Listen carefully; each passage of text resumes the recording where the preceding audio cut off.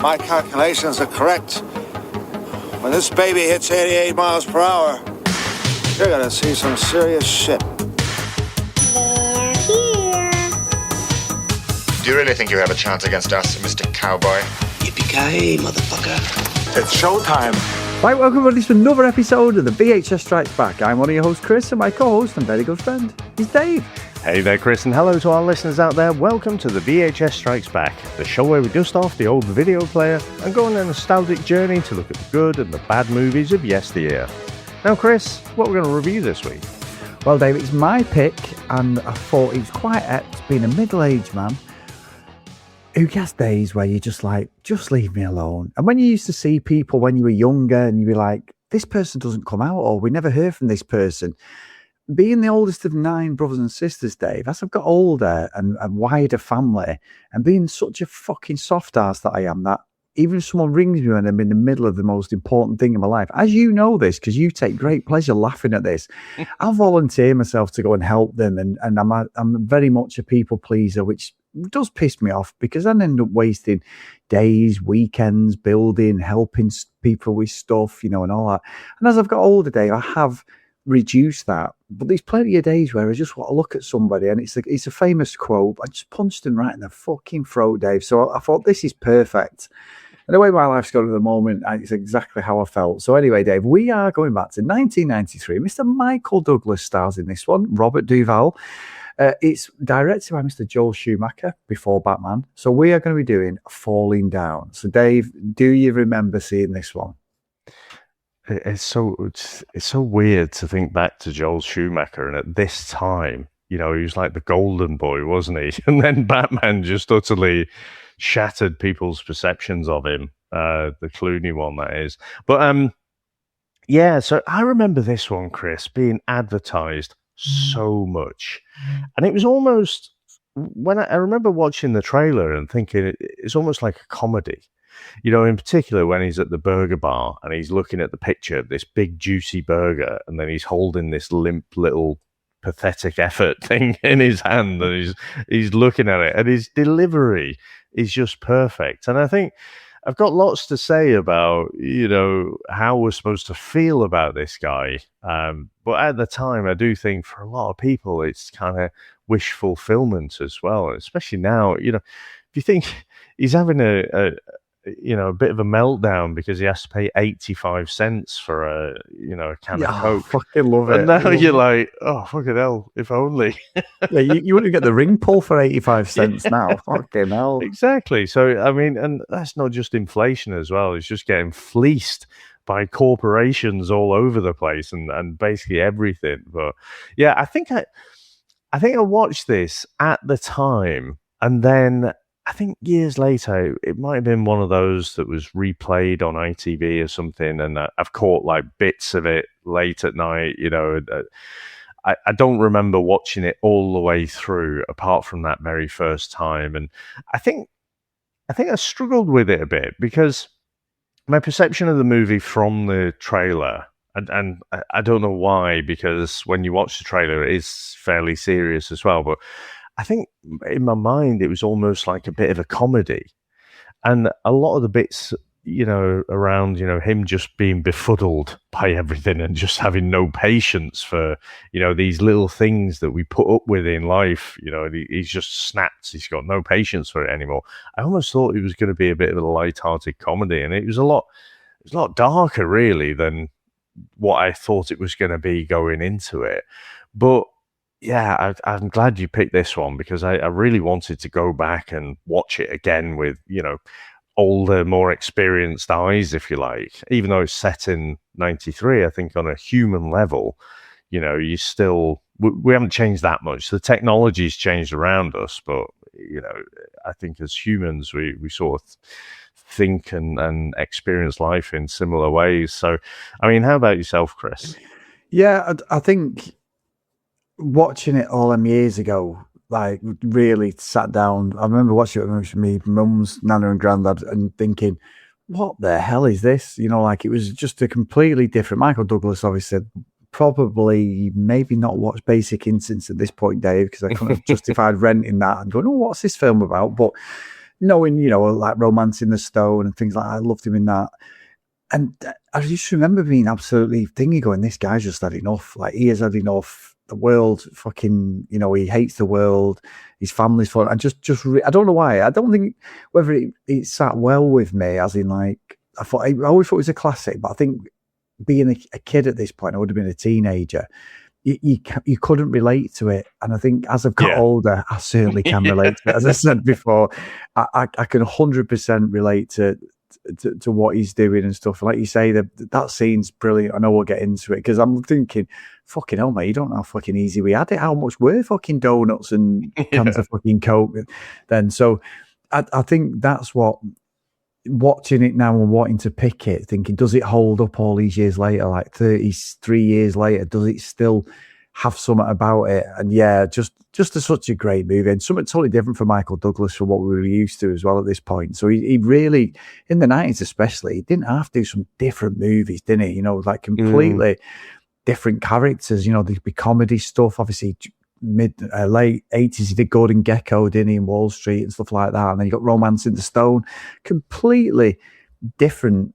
It's just not like an Arnie where you're playing the same character. He hasn't got the physical presence. And obviously his dad, Kirk Douglas, is from well good stock with the acting. But no, honestly, I just felt we had to do this. And I always tickled, like laughing to myself, tickle myself there. I do that privately, but I've always laughed to myself thinking, I think this will resonate more with us than our audience, because most people who listen are around our age, if not older, and younger. You do get to a point in life where you just want a quiet life. Yeah. And unfortunately, you have to, I know this is slightly different, but these members of family, friends who you think you'll be friends with for life, and you're like, I can't be doing with the fucking drama. And then when you meet them again, it's still there, that same fucking conversation about how this person's doing this. And I'll get into it properly after the trailer. But yeah, had to pick it. And I'm glad I've picked it, Dave, because I've got some classics in my back pocket that I think. And then I've got some shit. And I thought, no, I want something just really.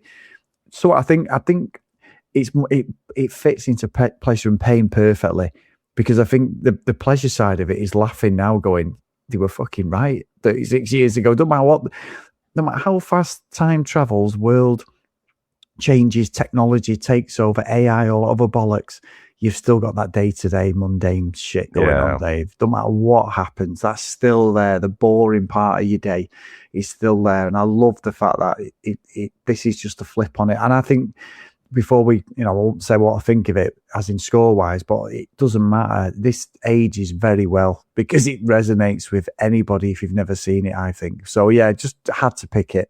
It. And I think, speaking last week about, what is the right age to watch, and experience a particular movie. And I think, middle age is definitely spot on for this movie. So, I knew it was a classic going into it, but yeah, if you're middle age and you're almost at that point in life where you're ready to hit the fuck it button, this is the movie for you, I guess. But Chris, on that note, before we give away too much, should we get into our trailer? Let's go.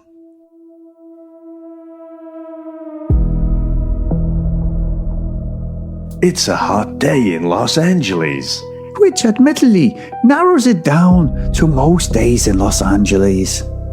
William Foster is stuck in traffic. The most relatable supervillain origin story ever put on film. He's late, he's frustrated, and he's had enough. And instead of taking a few deep breaths, he declares war on modern society. Dave, I don't know where. I was supposed to start Welsh. All over the map. I'm supposed to be Welsh. I don't know why. One man would take on the gangs. Fair enough. I'm going around the UK. Go on. Fast food restaurants. Also, fair enough. Roadworks. Now we're getting dangerously relatable. Armed with nothing but determination and an increasingly concerning collection of weapons. The city is about to discover what happens when an ordinary man finally snaps. It turns out he's mostly walking around Los Angeles while becoming progressively angrier. From visionary director Joel Schumacher comes the film that asked, what if a midlife crisis, but with a rocket launch? And I can relate to that very well.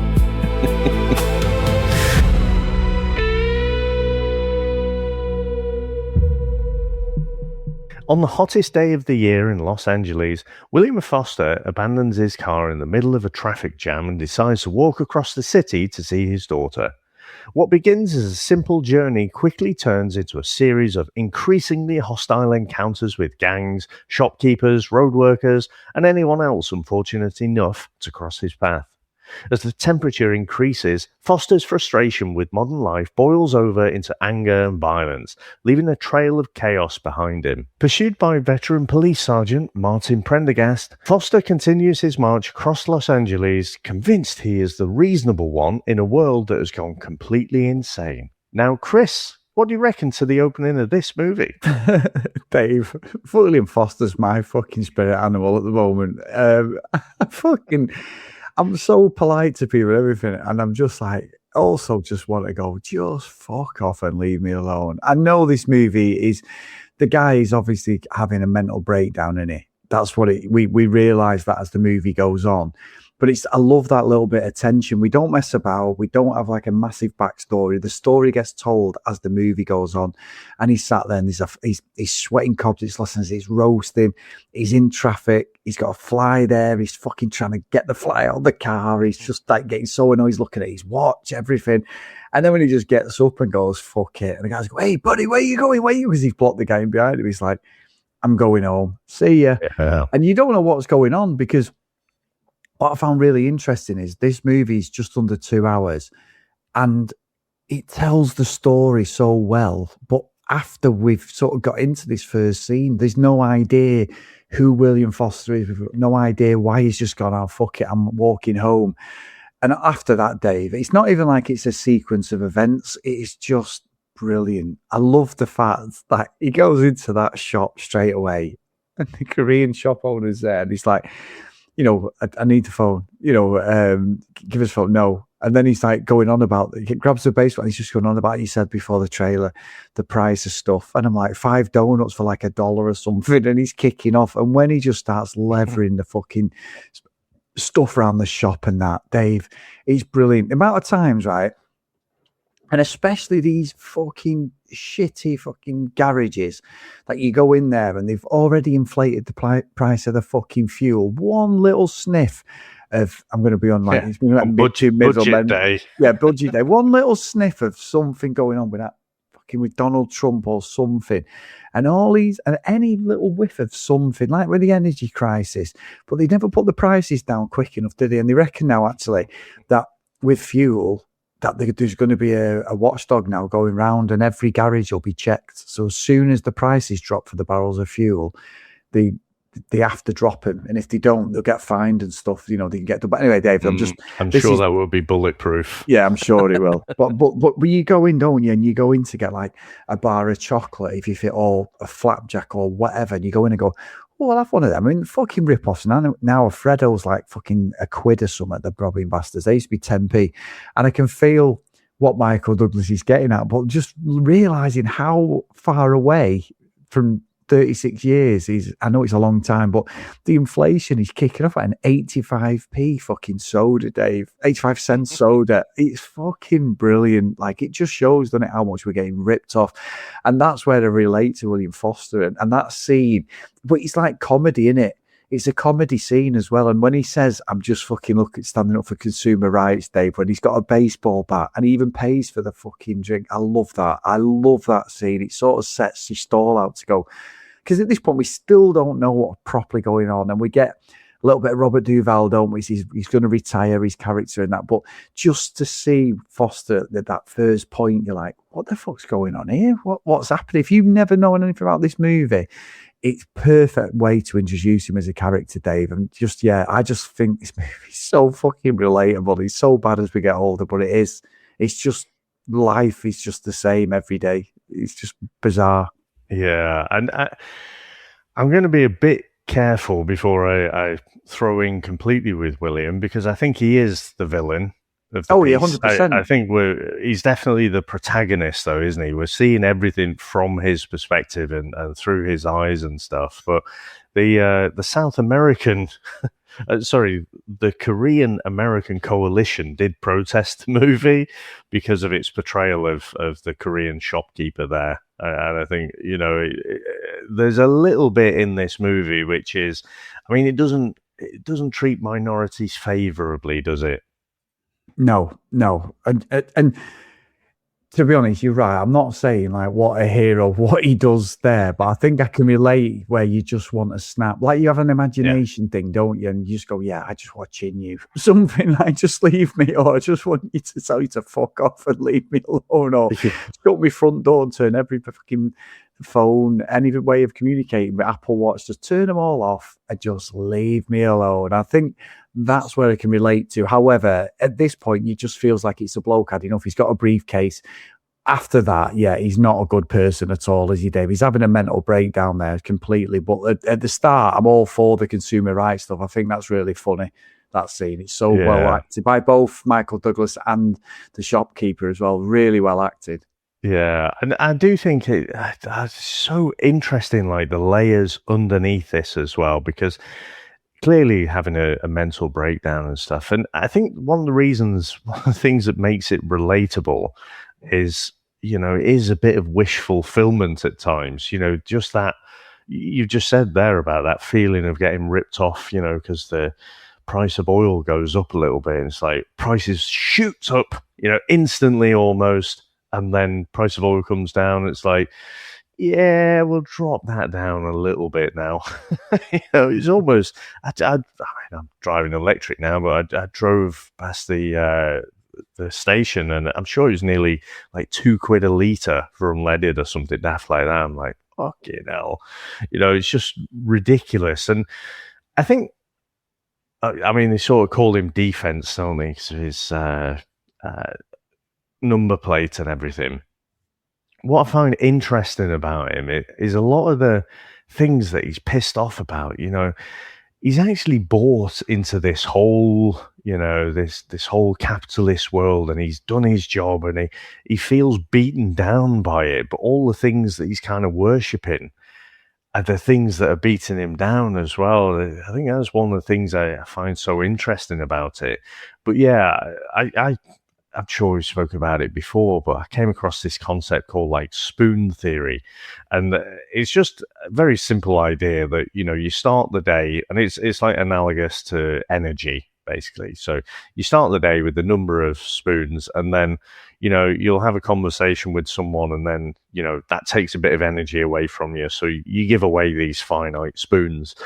And each time, and especially if someone, let's say someone is making an ask of you when you don't really want to do it, right? So can you do me a favor? Can you just do this thing, which is really going to put you out, but it's going to, be a help to me? It's like, oh, no, not really. As you're in a monologue, and then you're like, yeah, of course, anytime. You definitely more so than me. That's me. Yeah, that is me. It's definitely 100%. You could be on your ass and like, oh, no, I fucking just want to sit down and game or something. Chris, can you just borrow you for 5 minutes, which will turn into 2 hours? Yeah, sure. Yeah, that's me. You laugh your head off, and I tell you what we do. I love it. Every time we have our like pre-show chats, and you tell me about some escapade where you've ended up in this situation where you're just giving, and people just take the piss out of you, and it's just like, why do you do it? But it's just who you are, so you're never going to change that. But this is like seeing the other side of it. What if we just hit that fuck it button and then just rebelled against all these silly things? There's the overpriced soda, there's the ridiculous burger, which is clearly a pop at McDonald's, isn't it? And then you've got the road works and stuff for no apparent reason, with nothing going on, but it's massively inconveniencing everyone. And you've got this LA setting as well. I think this, obviously shooting it on location, it was a great idea, and obviously it creates challenges for the filming process and sound and everything, but you just get the sense of that blistering heat which just ramps up the emotional tension even more, I think, throughout the movie. And yeah, I do think I really enjoyed it this time, I've got to say. Oh, it's a great movie, and you're right. So, like the burger scene. So we do get in between, like him meandering. We've got like and great. Robert Duvall's great in this. Martin Pendergrass. It's his last day as a cop. He's going to retire. They're all taking the Mickey's mates out. Yeah, fucking desk jockey and all this, and he's getting little snippets through in here about like William Foster as he's sort of meandering because he's in the traffic at the first. The traffic cop comes, this other guy's there. And the one thing I found really weird though was when the traffic cop's being a dick and he looks like one of the guys out of Chips because it's LA. Yeah. And they're going to move like William's car and that other guy's there. And he pulls out his badge and goes, yeah, whatever, fucking police, fucking homicide or whatever he is. And the other cops, then that guy does like a Dale Griffiths and pulls out his, fucking the curtain ring guy. He pulls out a business card. And I'm like, I don't understand that. And they push the car away and then the bike falls over and all this. So there's little bits going on, but we get in like Martin's last day. He's going into the police station. He's ready to leave. He just wants to get the day out of the way. We don't know anything about him. But he just starts, so he's involved from the start with the car. So he sees the car, right, okay, move the car to one side, traffic still stopped to get to work. Then he hears another snippet about the Korean shop owner, because the Korean shop owner's in the police station. They're interviewing him, and he just catches over the side, like, what, so he still paid for the coffee? He's like... The soda, wasn't it? The soda, sorry, soda. And he's like, that's a bit strange. So he's mentally just hearing these little strange snippets through the day. And then when we get the burger bit, Dave, that is McDonald's. I have been in McDonald's when them tossers, when if you get the breakfast at like 10:31, and I know you should go earlier, and it's not the staff's fault, and they've refused. Or if it's a minute earlier, sorry, we've already switched over to lunchtime menu. No, I just want a muffin meal, or I'm not a big fan of the meals now. I don't eat stuff like that, but in the past, I have been there when them arseholes won't serve you, Dave. And they're like, sorry, no, I'm sorry. I'm like, you bellends, But so I get all that. And when he goes in about the burgers, and then he's like telling everyone about the food, and everyone's shitting themselves out, and he's holding them hostage, but he doesn't realise. Yeah. He doesn't see the issue. And that's where I think Michael Douglas is fantastic in this. I think like William Foster, he's just absolutely fucked. And he's having we know now what it is. He's a mental breakdown. He's divorced. He's lost his wife. It's his daughter's birthday. He just wants to see her.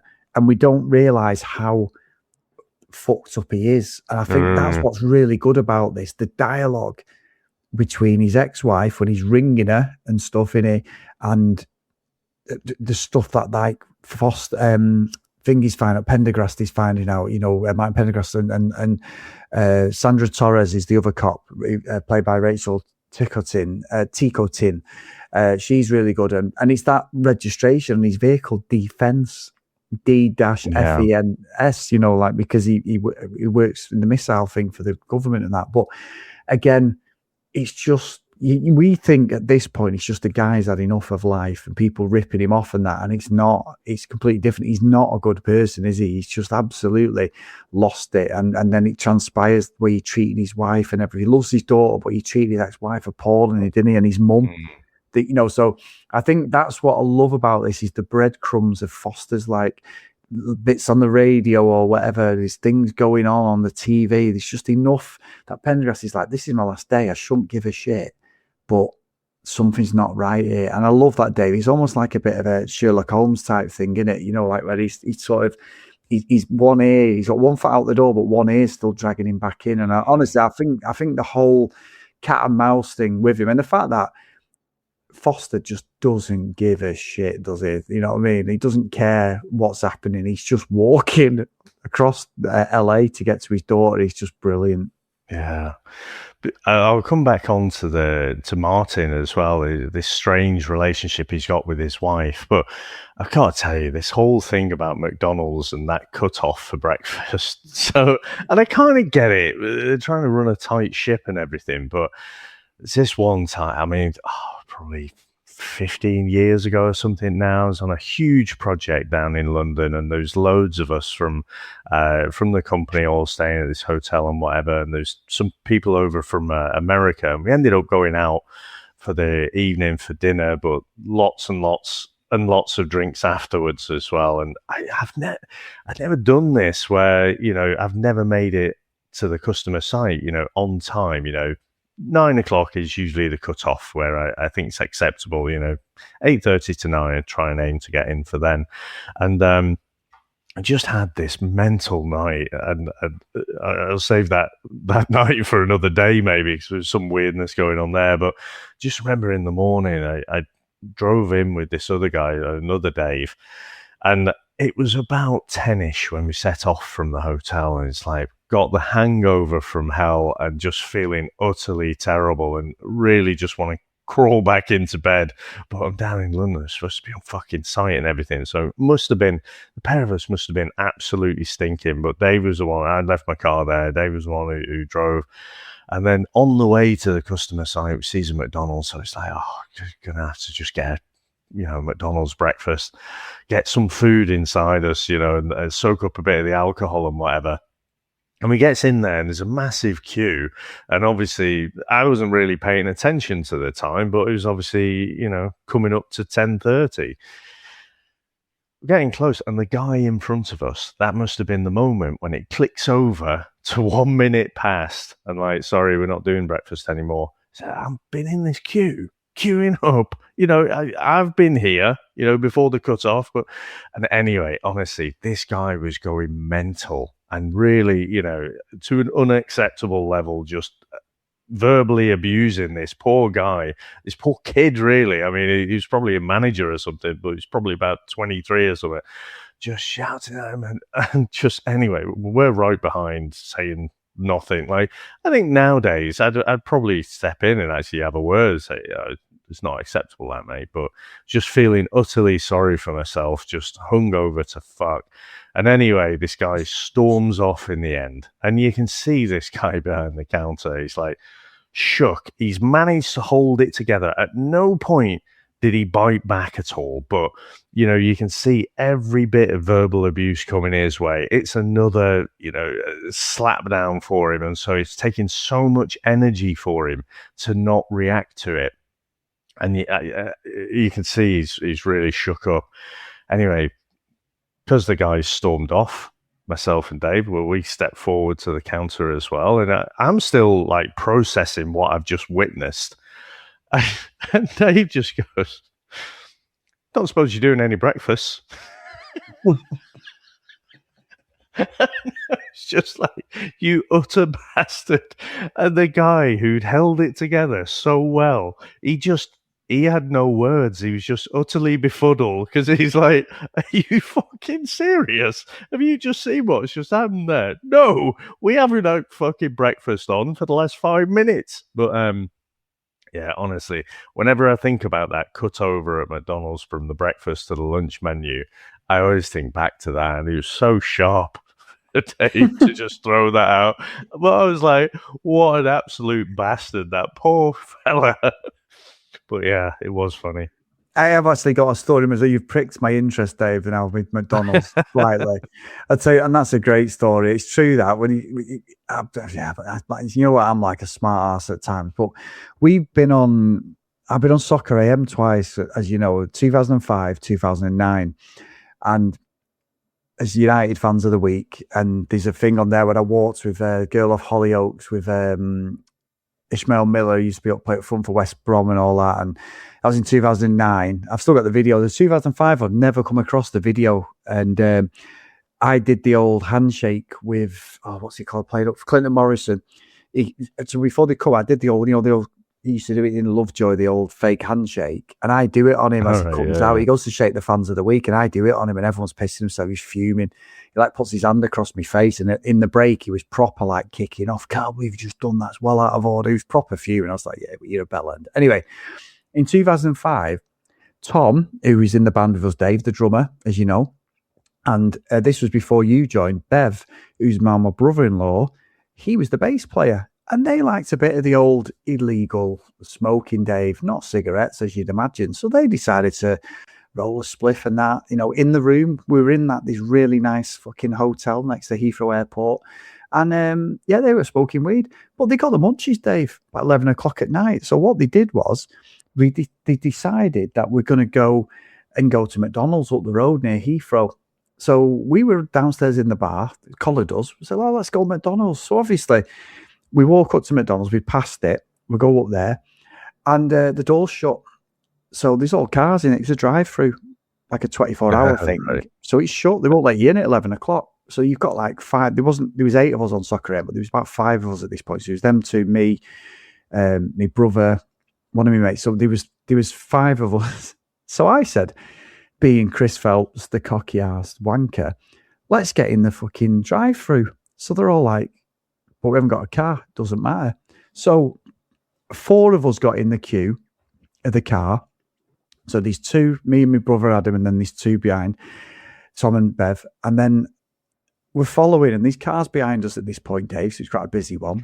And we get to the window, and, as we're going round, this is God's honest truth, some random guy comes over and goes, hiya lads. So I went, hiya mate. And I thought he's going to have a go at us here or something.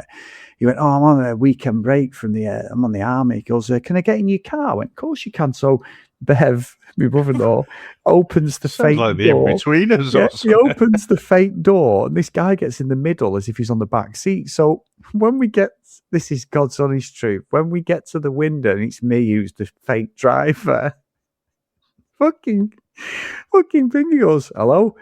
And they're like, you can't, what are you doing? You need a car, you can't do it, Dave. I went, just hang on a minute. I fake wound down the window. Right? So everyone's crying, laughing, right? And I went, hey, we just want some food, please. But you're not in a car, we're not going to serve you. But your door's locked. Well, we don't serve it. I said, but we want some food. Can we have some? I wasn't being horrible. I said, can we have some food, please? And the guy in the back, who's the fucking, this random army guy, is like, yeah, serve us, mate. Anyway, David got that bad. There was fucking horns going, everything. Oh, everyone parked up and just got behind us in the queue, and everyone was just stood there in single file ordering the food at the drive-through. So I created this problem. But when I wound the window down, I'm sure that fucking guy behind the drive-through just wanted to punch me straight in the face because I was so cocky the way I did it. It was like, just hang on a minute, can't hear you. It's fucking brilliant. But anyway, yeah, I got him back that day, my friend. Speaking of mental breakdowns. that was a fucking classic. That's on Jordan's Live. That's genuine. And when he was the guy who just wanted to get in the car, as I say, he just went, can I get in with you lads? And he didn't even question we're in a fake car. He just got in and sat in the middle, and he opened the fake door. Or stood in the middle. It was ridiculous. We walked with our food as if we were in a car, went in a bay, and everyone just sat on the grass then eating the food. We just completely fucked up this drive-through near Heathrow. It was so good. Oh, what a classic. But anyway, Dave. What an utterly ridiculous rule as well, because I'm sure you could argue, well, there's no sign that says in the drive-through you need to have a physical car. No, and I did do it in Salford once with my brother Adam, where I said, let's watch this again, being the child, and I reversed in the drive-through backwards, and they wouldn't serve us because my brother, I did it backwards. So when we were reversing around the drive-through in Salford, and as we get there, Adam does put the window down in my car, and he went, what are you doing? You're not allowed to reverse in the drive-through. We're not serving. He went, he's paying. Well, we're not serving, and they wouldn't serve us, Dave, and I had to fucking go round the drive-through backwards to come in forwards to serve me.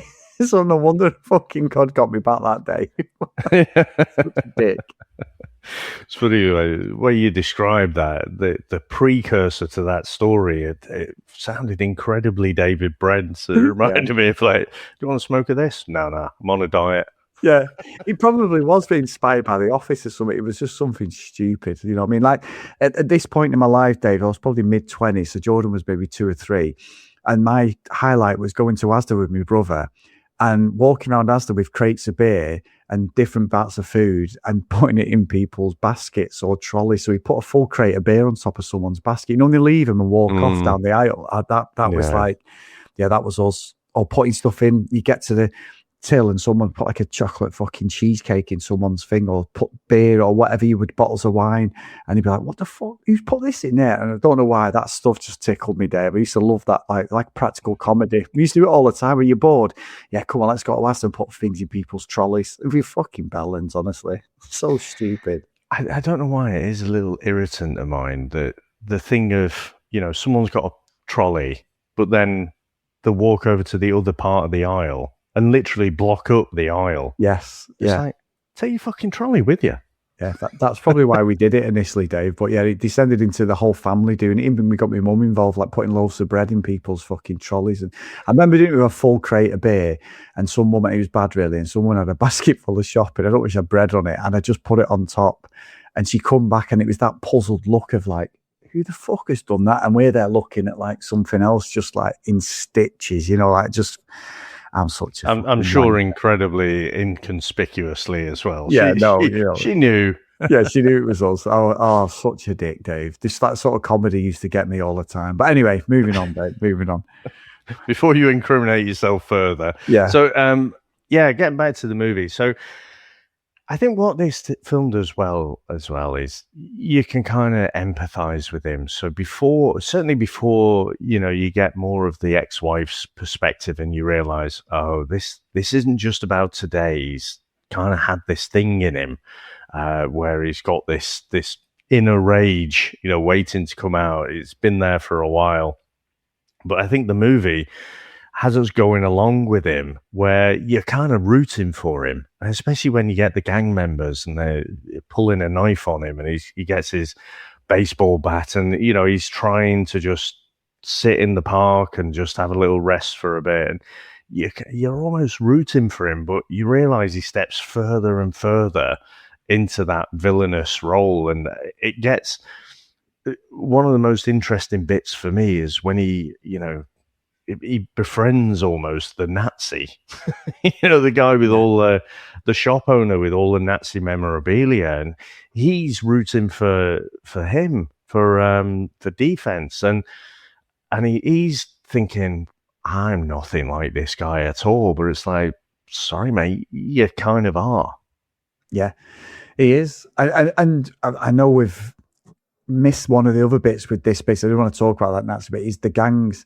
And what I love about Michael Douglas's thing, when he gets to do gangbangers saying you're in our territory and all that, and he gives them the case done in chins and stuff and hits them with the baseball bat. What I loved about his character being, one, not aware of what's going on, not caring, is when he's on his phone to his wife and they do the drive-by. And he doesn't even flinch, Dave, when all the guns are going off and these people getting shot around him. And they're a terrible shot, aren't they? But they do a drive-by on him. And he's not terrible bothered. Shot and terrible drivers. Yeah, exactly. Yeah. They're fucking upside down. But that whole scene, I think's more to do with where William Foster is in life, where he just doesn't give a shit whether he gets shot. And even the people around him, that's when you know there's something wrong, because a woman's been shot, a bloke's dead, these kids there screaming. He just steps over him, doesn't he? And goes to the gangbangers and just fucking finishes them off. But I found that bit before the Nazi was just like a great depiction of what he is as a character. Like you say, his whole character arc as a baddie, basically, like terrorizing his own family as well, but just not giving a shit about anybody else, no compassion about these people who've been shot and everything. I found that was like a really, really like a practical effect that just summed up where he is in life. So I'm sorry, cut across about the Nazi guy, but I thought that was a really important part of the movie for me, that. Yeah, I don't know how I feel about that, because I just think the fact that, I mean, it's almost like an Arnie or a Stallone movie, isn't it? That he's just stood there and everyone around him is getting shot, but he's just absolutely fine. And you're right, to focus on his reaction is quite telling, where he just doesn't care. And I don't think he finishes him off. So doesn't he shoot one in the leg? The one who's like crawling out, he shoots him in the leg, and that's, I think that's before he kills the Nazi guy. So that's the first time I guess he shoots someone. But yeah, the fact that they managed to shoot everyone around him and he's just stood there, but then the getaway driver just drives straight into fucking traffic and stuff. I just found it bizarre. I mean, I'm guessing that's not their first drive-by shooting. I just thought it was incredibly convenient the way it worked out. Yeah, that's true. And you're right. I just think it's just great character building. But the fucking Nazi bit, Dave. Oh my God. When we were almost in, and it came a couple of years after, we were almost in Pulp Fiction at one point. I thought we were getting a whole Z moment, didn't we? And he's like, I can't, and he kills him, doesn't he, sort of thing. But then he ends up going from wearing the white shirt, to the sort of the Nazi, not the Nazi stuff. It's all the army stuff the army gave this guy. Yeah. Well, I think we're also getting Pendergrass stuff about his wife. Then we get little snippets about his wife. She's got mental illness, and she's always leaning on him and all these different things. And he just wants to find his last, see out his last day. But then he really gets interested when he finds out about the shooting, the fast food thing, and then he starts going, "Hang on a minute.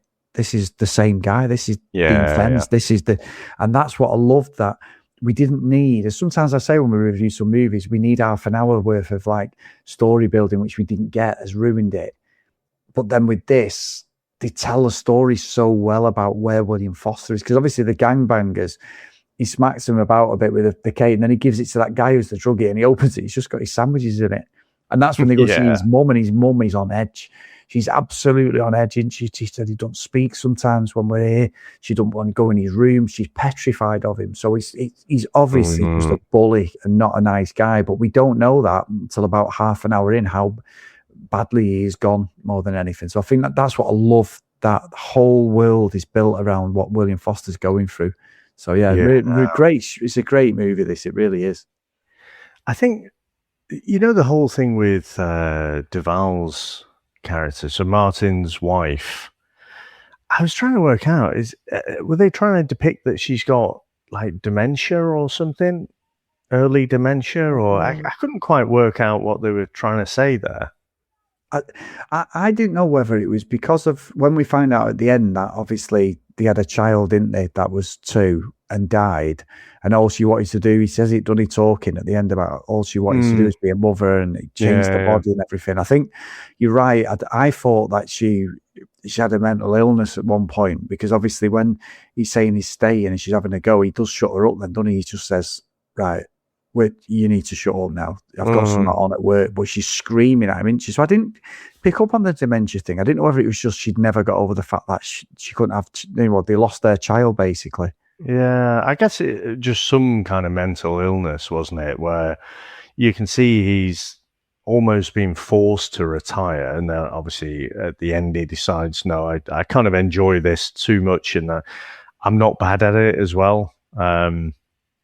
Even though some of his work colleagues are dicks. But no, I wasn't sure if it was like an early dementia thing, or maybe just depression, like say but something was definitely going on there. It was an interesting parallel, a little side story, I guess, to the main story. And like you say, it becomes clear from the people around D-FENS that, he actually isn't a nice guy. He's certainly not the good guy.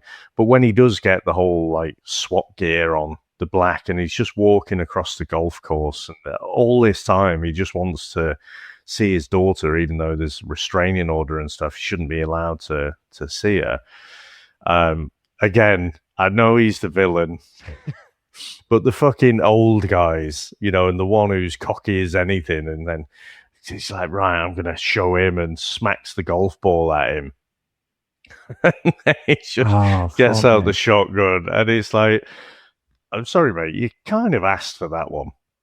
Yeah, because then he's saying to me, he's fucking on the floor having an heart attack, and the book is fucked off. And he's like, where's your tablets? And he goes, and he's like pointing, and he goes, well, aren't you going to look stupid? You're dying in this stupid outfit you've got on and all this. Like, just totally fucking not giving a shit. But that scene's brilliant in it. That's sort of like two proper wanker sort of middle class guys who think they're better than anything, and then they try and hit him, and it's just like, well, that was a silly mistake, wasn't it?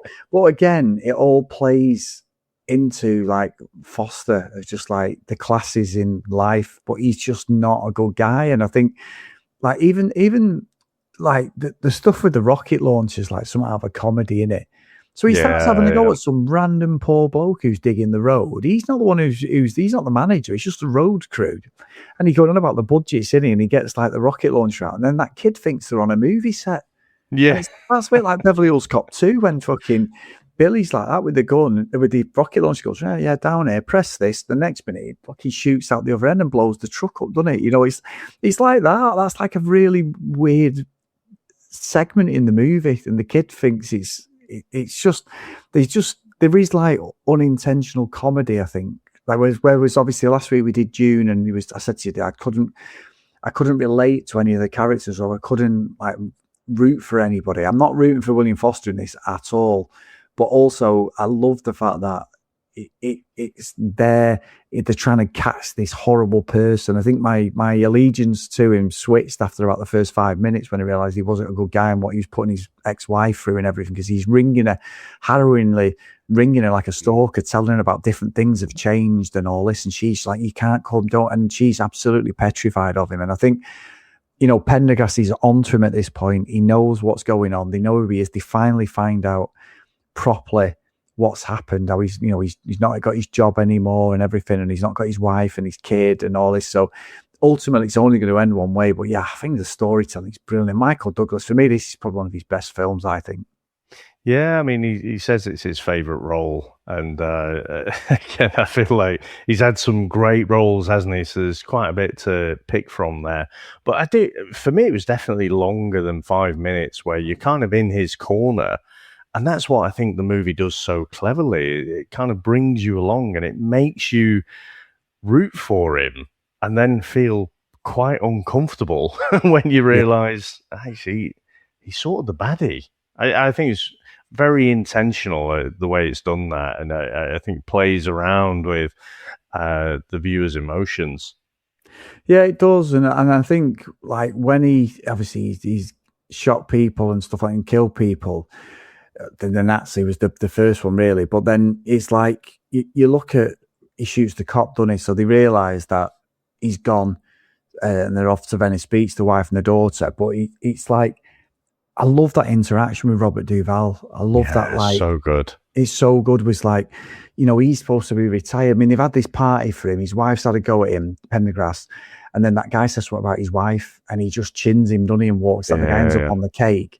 And this is where it all unravels. But it's when he's talking to him, I find that brilliant. You know, Foster knows he's a cop or he's something, and he pulls the gun, doesn't he, ready to shoot him. And that whole interaction with them, and how that all transpires to get Beth away and his daughter away.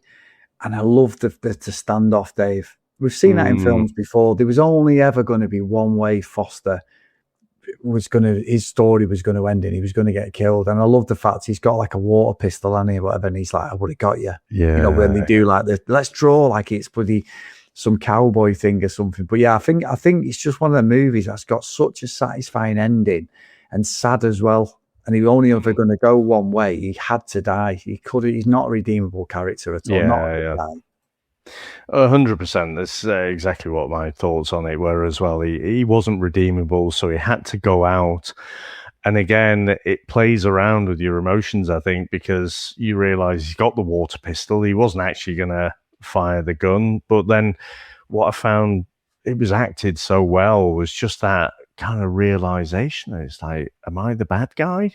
Like, you know, all the way along, he's doing these terrible things, but he's still the hero in his own story, isn't he? And I think it's like, say, such an iconic end to the movie and satisfying as well. So, yeah, no, it's at the end of the day, I don't think he could have been redeemed. You know, he couldn't go off to the mental hospital or whatever and do some rehab. You know, he kind of, the things that he's done, and you know, the movie had to end the way it did.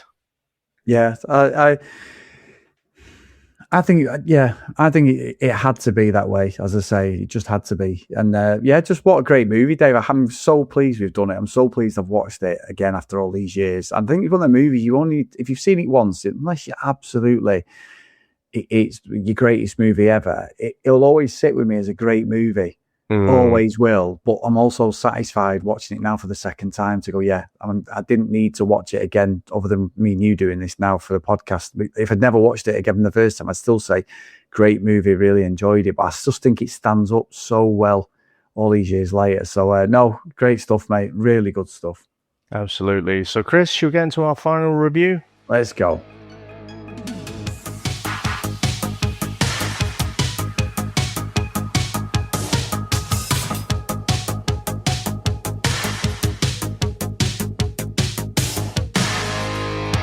So, Dave, as I've said, I've cooed over it. I love Michael Douglas in this. I think he's fantastic. I think the setting's good. He's believable as well in the story. It's not like anyone's superhuman. Obviously, Foster gets away with a lot of things where he probably should have been killed, but he's just, life was like, no, you're not going yet. He was just, that shootout scene with the drive-by is just iconic for me. So greatly acted, and where he is as a person for me. That's what I took out of it. So I'm not going to send it to the top though, Dave. I don't think it's one of my, all-time favorite movies, but it's still absolutely brilliant. So I'm going to put it in Pleasantville. Great movie. Well worth watching it. And if you haven't seen it, I know if you're listening to us, you've never seen it, it's still worth a watch. I know we've sort of walked through it. It's just showing that a man has had enough of life and decides, yeah, I'm just going to go vigilante style, and ends up becoming someone you sort of half sympathize with a little bit to actually you're a horrible person. I love the way it drags me along watching it. So, no, great movie. So, how about you, Dave? I think you've summed it up really well, and kind of how I feel about it as well. I'll say straight away, I don't think it's a top tier movie. However, it's so iconic, and I'm sure, as we were all peppered with the trailer back in the day, I'm sure most people around our age will at least know of it. And because the trailer gives away so much, you've kind of watched the movie if you watch the trailer. But on the face of it, I think it projects that it's a much more simple story than it actually is. I found it a lot more dense than I thought it was going to be coming into it. I just thought, guy had enough, and then he's calling out all of these things, all of these small societal things that we just kind of put up with and accept, and he's just had enough, and so he's just going to rebel against all of this. But actually the whole mental health thing, the fact that he's not actually a good guy, but then we're made to feel that we're pulling for him, and then realize, oh shit, are we the baddies now? For wanting that. I think it's much cleverer than I thought it was going to be. But yeah, I think for me it's a Pleasantville as well. I think it's a solid movie. Interesting what you say. It does almost have that kind of Usual Suspects thing about it, feeling where it's like, okay, seen it now, and if it was on the TV and nothing else was on, I'd probably watch it, but I don't feel the need that I have to go back and like rewatch it now. I think there's so many iconic bits to it, and I'd probably watch bits in YouTube form, shorts or something. But yeah, I may watch it again, but most likely not. I think it might be another one and done for me, this one. Well, Dave, thank you for watching this one. Thanks everyone for listening. But Dave, it's your pick next week, so you flipped the switch again. It's gone from you picking it for the old Ali McCoy a few weeks ago to we're back to normal. So what have you got for me? That fucking worked out well, didn't it? So I switched it so I could pick, a shot at glory, because I thought, right, this time Scotland are going to do quite well. And yeah, went crashing out. For a moment, it looked like they might qualify as the third place, but that was why I just switched it around so it'd coincide with the first Scottish games coming out. But so yeah, back to normal routine. So you pick and then I'll pick. I don't know. We might mix it up again in the future. Now, I was almost going to pick a film called 187, which is Samuel L. Jackson, another late 90s one, but another kind of guy who's just had enough. And I thought, oh no, it's a little bit too close. So I've actually gone with a different movie, and it's there's an iconic scene from Alec Baldwin in there, and apparently it's based on a book. Never read the book, but I think this one is quite iconic as well, Chris. This one is called Glengarry Glen Ross. Now let's get into the trailer. Let me have your attention for a moment. Put that coffee down. Let's talk about something important. Because we're adding a little something to this month's sales contest. As you all know, first prize is a Cadillac Eldorado. You want to see second prize? Second prize is a set of steak knives.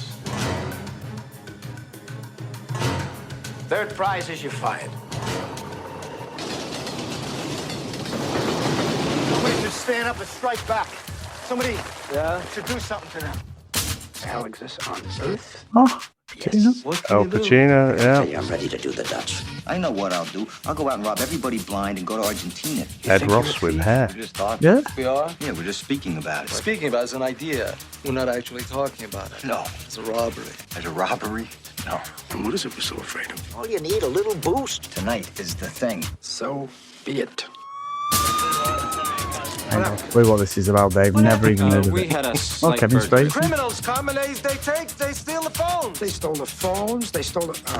You robbed the office. Oh, sure. I robbed the office. Oh, sure. You did that? You get out of here. How can you talk to me that way? Are you talking to me? When I talk to the police, I get nervous. You know who doesn't? Who? Thieves. What's your name? Al Pacino, Jack Lemmon, Alec Baldwin, Ed Harris, Alan Arkin, from the Pulitzer Prize winner, Glengarry Glen Ross. This is how we keep score, booby. Never even heard of this one, Dave. So, I mean, I'll tell more about it next week, but it was actually more to do with the Alec Baldwin speech. It's just such an iconic speech in the middle of this, or near the beginning of this movie, actually. But I think you might enjoy it, actually. A bit of a crime thriller. So, some top tier names in there, like, say, Al Pacino's in there, Ed Ross, Kevin Spacey. So yeah, I think you'll enjoy it. No, good stuff, good stuff. So thank you, mate, and thank you, everyone, as always, for your support. If you want to email us, the VHSStrikesback@gmail.com. If you want to follow us on social media, at VHSStrikesback. As always, if you do want to support us, please get over to patreon.com/VHSStrikesback.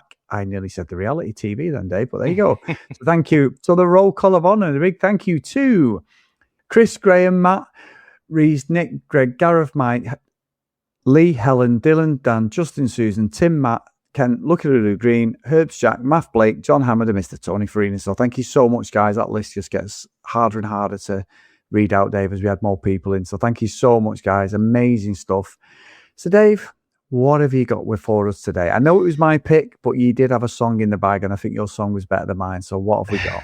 So went on a bit of a strange meander with this one, because this one came out in 93. So for me, you know, it's approaching the time when so 94 is when I went away to university. And I think before that, I think my musical tastes were more closed. You know, there was no Spotify or anything, of course, at the time, so it's just based on the tapes that you would, you know, share with your mates and stuff. So it was more closed and into probably heavy metal at that time. And I remember going away in 94, and then, you know, you go out to the rock clubs and whatever and just experience all this different type of music. But I'd find out, well, a lot of this music came out, you know, the year before, but it was all new to me. Things like, I don't know, Smashing Pumpkins and all this extra music that I was like, what is this? And it just massively blew the doors open for me in terms of just different types of music. Didn't love it all, but it's a real sort of 93, 94 is quite a special time in my mind for that. But one of the things where I was like, what the hell is this? Was a song called Cannonball by the Breeders. And, you know, this was a band that kind of spun out from the Pixies. And, yeah, just an amazing song, iconic bass line, and just an amazing song. So I was kind of in that early 90s kind of headspace and thinking about the Breeders. And I think I tried to put that into this song. So here we go. I haven't been imaginative with the title. This one's called Falling Down. Bass walks in like a bad decision. Tied too tight and television vision. Heat on the street, sweat in the eyes. Everybody smiles while the whole thing dies. Not today. Yeah. Not today. Yeah. And not today.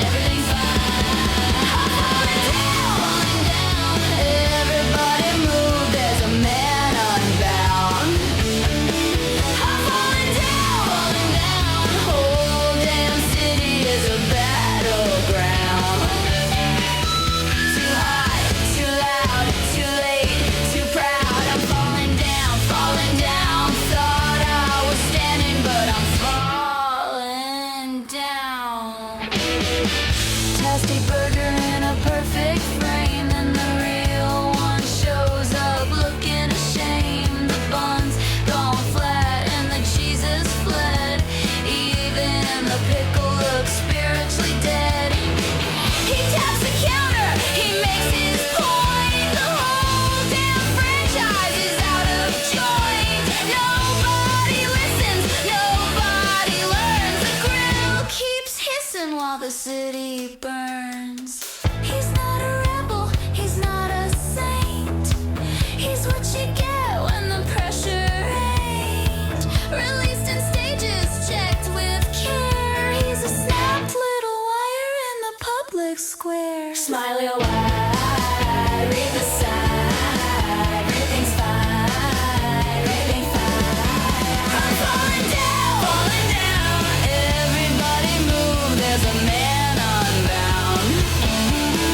I'm falling down, whole damn city is a battleground. Too hot, too loud, too late, too proud. I'm falling down. Thought I was standing, but I'm falling down. Hey, officer, tell me true. When did I become the problem to you? Hey, officer, don't you see the world got small, then it swallowed me?